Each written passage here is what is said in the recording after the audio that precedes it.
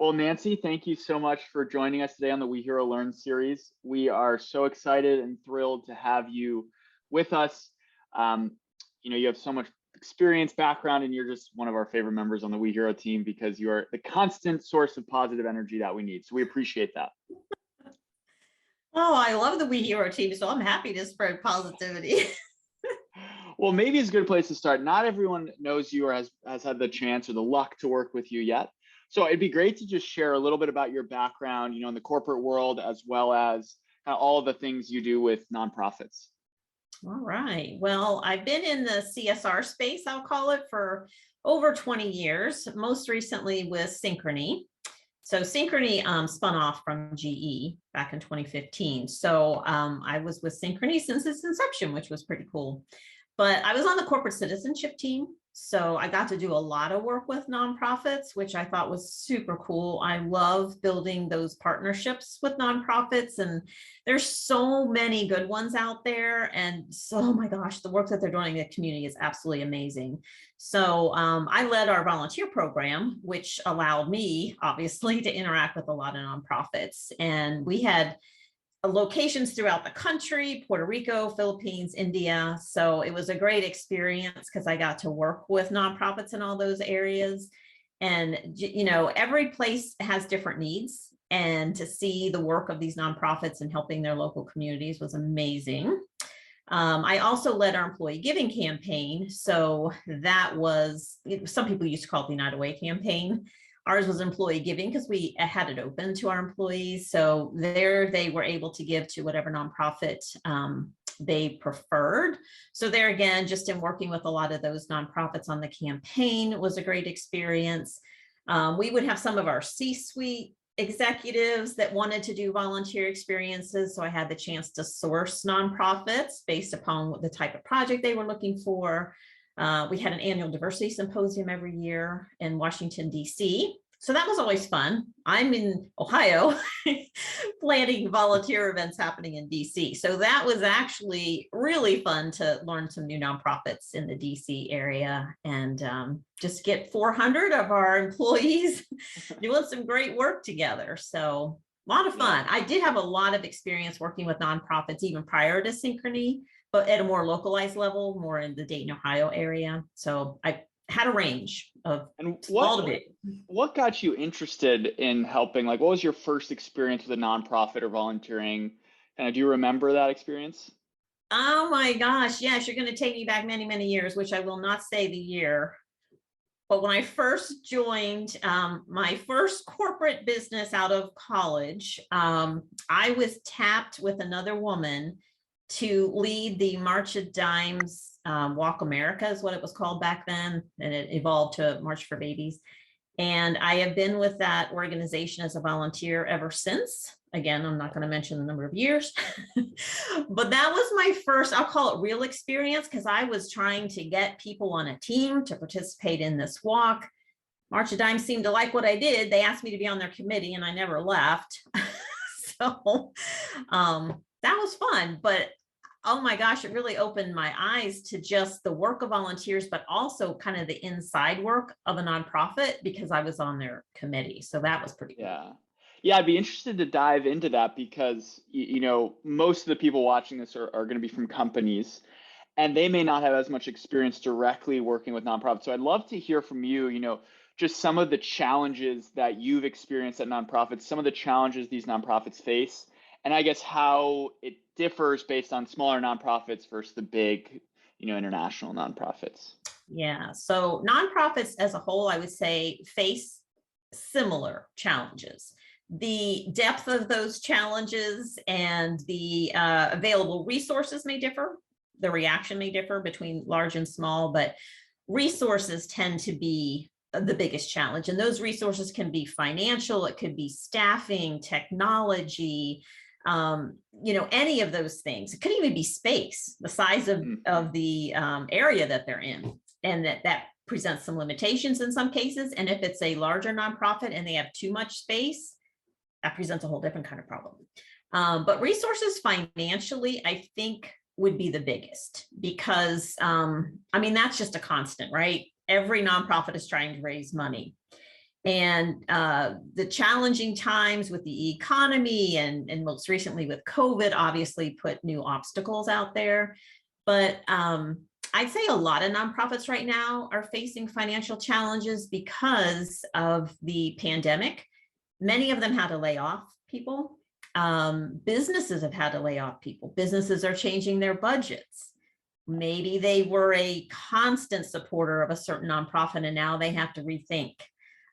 Maybe their priorities are changing. It's tough. So the nonprofits, they used to have in-person fundraising events and volunteer experiences. So that was a whole switch. How do we go from in-person to virtual? At first they thought this is impossible. Then they found out, yeah, they can do it. It requires different resources. But what I found amazing, the first year of the pandemic, some nonprofits actually raised more money virtually than they did in person. And I think it was because of the novelty. People were realizing, oh my gosh, I still want to help. I can't be in person. I'm going to give them money. And some people were at home saving money because they weren't commuting. They were working from home.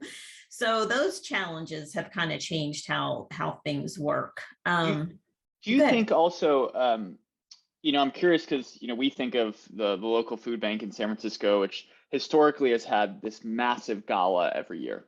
Yes. Hasn't been able to do it for the last 2 years. And so do nonprofits, I guess, because they can't do that, they go virtual and they have a bigger reach. Yes. The potential maybe to fundraise more, but you don't have as many, perks of going to a gala in some capacity. Exactly. Yeah. And, so many more people are on Zoom or Google Meets these days, and there's that whole Zoom fatigue. I did attend a virtual fundraiser for a nonprofit. They kept it to, I'll say 20 minutes. Okay. Very mission driven, a lot of storytelling. And within that 20 minutes, they raised thousands of dollars. So very creative, because like you said, you miss the perks of, sitting with your friends and walking around and looking at the auction items and that type of thing. But I think the fact that they focus strictly on the mission and were sharing the success stories and the needs made a big difference. Yeah, it's great storytelling. So kind of knowing the challenges that nonprofits face, knowing the constraints, resources, time, money, employees, whatever it may be, from our seat, companies want to help so much. Right. The people we're lucky enough to work with, their whole mission is to use their company's resources to help nonprofits, and help the world. What tips and tricks would you give to them, and what is important for them to remember so that their help is actually help and it's not causing more harm? Yes, great question, because a lot of people don't think of it that way. Like, oh, I'm going to contact this nonprofit and I'm going to give them my time and my skills, and they're going to love it. Well, it depends on how you approach it, because it can cause pain for the nonprofit. So size, in this case, nonprofits that are smaller are going to have a few more challenges than the bigger nonprofits, because I would say bigger nonprofits have kind of a well-oiled machine as to how they accept volunteers. They may already have a plethora of opportunities available. They've got an onboarding process, all of that. Smaller nonprofits may not be able to do that because of resource issues. But for companies that are reaching out, couple things I would suggest is making sure that you're thinking of the needs of the nonprofit before your own needs. And here's just an example. Let's say it's the end of Q1, your company realizes, oops, we didn't do a volunteer project this quarter. We need to report out to our stakeholders. We need to get one done. Well, don't wait until, a couple of weeks before the end of the quarter to reach out. Give them enough notice, but find out what their real needs are. Because maybe you're thinking, oh, it's springtime, I want to help them with landscaping. Well, what if they don't need landscaping? What if they really need help with technology because they didn't have enough, let's say, grants to help with technology, and they're a little bit behind. Maybe their website isn't compatible with iPhones and tablets that people are using more of, and it's causing more problems, people aren't able to donate as easily as they would like and they give up. It could be anything, right? We'll find out what their needs are and really listen to them, find out what their pain points are. Find out, well, hey, what's your wish list? If you could have anything to make your operation more efficient, what would it be? And then try to come up with some volunteer opportunities as a partner with them and find the best ways that your employees can fit in. So, hey, if you're a technology business, great, you can help them with technology. If you have a lot of unskilled workers, then maybe the landscaping is the thing for you. But if you find out what they really need, then you can kind of match up the skills the best. I'd say another thing is to kind of prep your volunteers in advance so they know what to expect, they know what they're going to be doing, because that will save a lot of last minute confusion and delays and things like that. But the other thing is to ask the nonprofit to explain to the volunteers before they ever start working about their mission, who they help, how that particular act of volunteerism that they're about to do is going to make a change for their clients. Because if they can start with that mentality, the employee volunteers are just going to get such a richer experience. And the benefit for the nonprofit is they're going to end up with advocates walking out the door.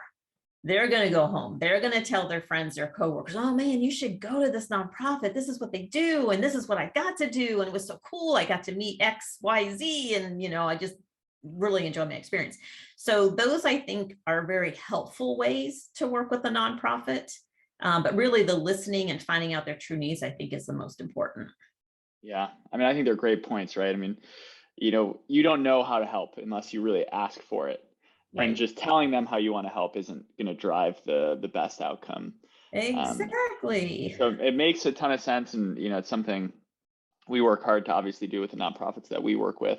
But I also think the final point is, you kind of almost mentioned a tip and a trick for a nonprofit, right? I think we work really hard so that each volunteer experience is the opportunity to create an impassioned, net promoter of that nonprofit. Yeah. And that's the nonprofit's job, right? Because if you have someone and you really explain to them what they're doing, build the empathy of the mission that they're doing and delivering and volunteering, they're going to want to do it again and again and again, and they're going to want to donate money, and it turns them into just a true supporter of the cause and the mission.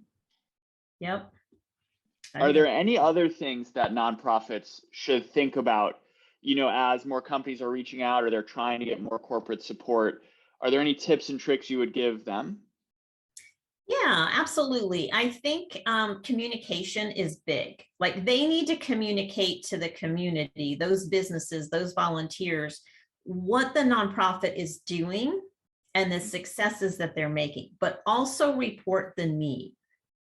So I have found that when a nonprofit just reaches out, and it could be social media, for example, let's say it's a shelter, and shelters unfortunately are getting higher traffic now, with more people being homeless or just struggling, they lost their job, whatever the case may be.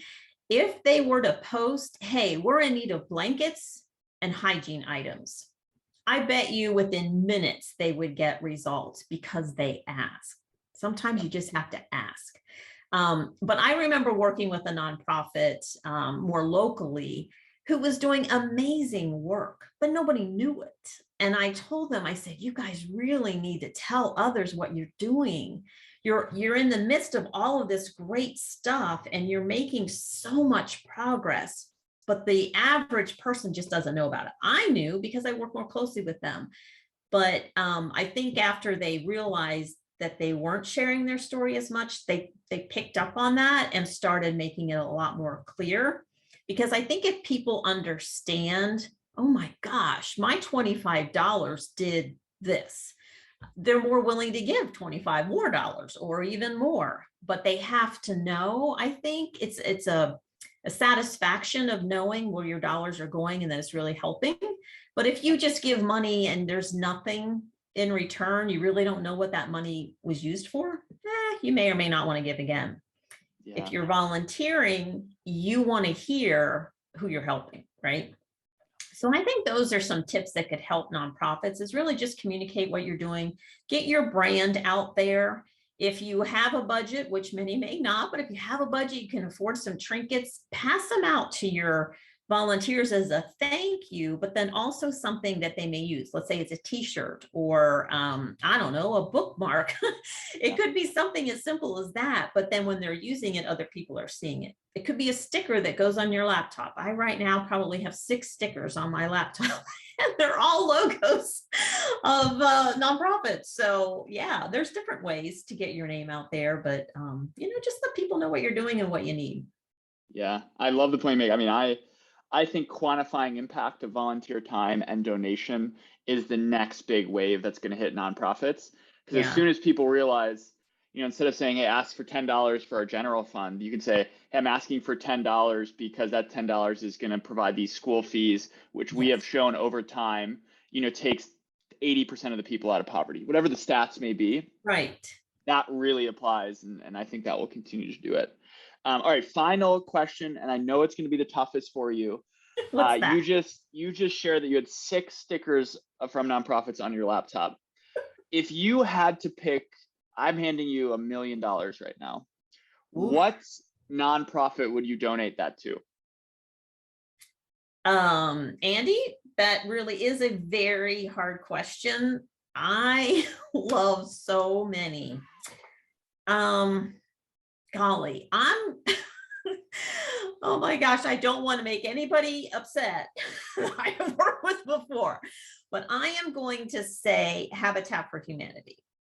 And the reason I'm saying that is because I've worked with them as a volunteer leader, as a grant provider, and I've been to a number of their dedication ceremonies when a house is built. I have seen all aspects of it, and I just love the way that they are organized. Some of the things I was talking about before, talking about their mission and the successes and things like that, they are excellent at doing that. I've had the pleasure of being able to see families when they get that house, just the Mm, pure joy. They never ever thought they could reach that dream of home ownership. And because of donors and volunteers and the excellent staff at Habitat for Humanity, it came true, right? And yeah, oh my gosh, it's just so rewarding and touching when you see them, the excitement when they get the key. I also had the opportunity to be an advocate for a family, which meant I was I'll just call it a cheerleader along their path.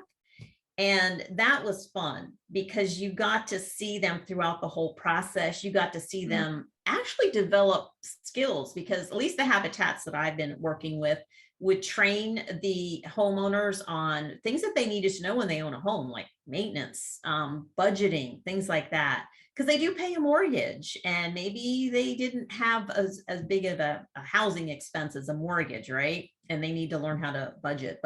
And I had the chance to teach them budgeting skills. So oh my gosh, it was just so cool to see all these things happen, yeah. and the evolution. And this organization has been around forever, I say, forever. But they do so much good. And that dream of home ownership is like the American dream, right? Yep. And they're making it happen. So Yeah. I I you know what? I actually didn't think you were going to pick that nonprofit. I've heard it's because I've heard you describe with that much passion. I've heard you describe probably 10 nonprofits. yeah. And so I think once again it's very inspirational, and we feel so lucky to have you on our team and to be able to, have you working with clients to share these learnings that you've had over the last years, and just what an honor. And any other things you want to get out there before we end this call? Well, thank you for the opportunity. But also, I just encourage nonprofits and businesses to work together. It's really a partnership in order to really move the needle. And I say go for it, but be good listeners. I love it. Well, thank you so much, Nancy, and look forward to another one of these soon. All right. See ya.